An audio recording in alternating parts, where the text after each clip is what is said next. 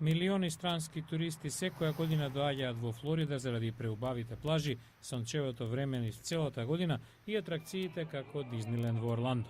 Но иако 2009-та речиси 55 милиони лица ги посетиле САД, тоа беше тешка година за туризмот. Бројот на меѓународни туристи драматично опадна во првите 3 квартали од 2009-та. Во Флорида на туризмот отпаѓаат преку 20% од економијата. Даниел Кортни од Бирото за туризам објаснува зошто туристичката суша во оваа сојузна држава уште потешко се почувствувала. Годишно имаме околу 3 милиони странски туристи. Разликата е што на нив отпаѓаат околу 17% од нашите трошаци, бидејќи тие вообичаено остануваат нешто подолго и трошат нешто повеќе. Годинава се очекува подобрување. Американската влада предвидува промени во составот на посетители со поголем број од земјите од Азија и Јужна Америка.